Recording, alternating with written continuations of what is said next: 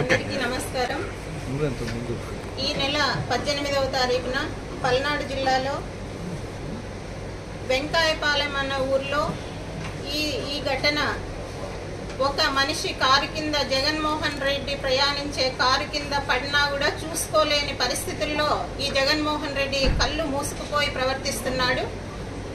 అది మనిషి పడ్డారని తెలిసి పక్కకు లాగేసి మనిషి చావుకు కారణమైనా కూడా మరీ సమర్థించుకుంటూ మీకు 4 రోజుల తరువాత వీడియోలు దొరికాయా అని వితండ వాదన చేస్తూ ఒక్కొక్కరు ఒక్కోలా మాట్లాడుతూ మా కార్యకర్త చనిపోతే మీకేంటి అని ఒక్కొక్కరు ప్రశ్నిస్తూ ఈరోజు కూటమి ప్రభుత్వాన్ని విమర్శిస్తున్నారు.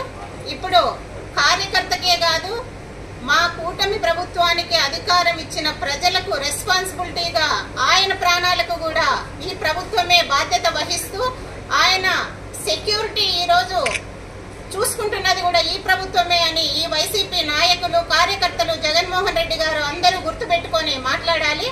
ఈరోజు ఆయన చావుకు సింగయ్య చావుకు కారణమైన వ్యక్తుల గురించి మాట్లాడకుండా జగన్మోహన్ రెడ్డి కత్తులు గొడ్డళ్ళు పట్టుకొని ఫ్లెక్సీలు పట్టుకొని ఏం చేసినా కూడా కార్యకర్తలనే సమర్థిస్తాను, నన్ను అధికారంలోకి తేవడానికి వీళ్ళే కారణం కాబట్టి నేను ఒక గూండా మూకకు రాజకీయ పదవులు ఇచ్చి ఎమ్మెల్యేలను ఎంపీలను అందరినీ చేసుకొని నేను ఇలానే పార్టీని నడుపుతాను అంటే ఎవరు ఒప్పుకునే పరిస్థితిలో రాష్ట్రంలో లేరు.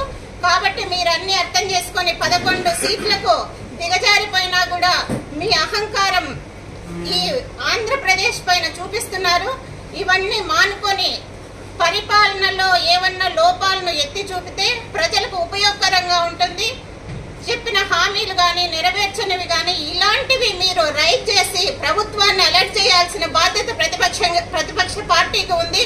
ప్రతిపక్ష హోదా కూడా లేదు కాబట్టి మీరు ఎలాంటి లోపాలనైనా రిక్వెస్ట్ చేసుకొని ప్రజలకు అంతో ఎంతో ఉపయోగపడాలని ఈ వైసీపీ నాయకులకు మేము తెలియజేస్తున్నాం.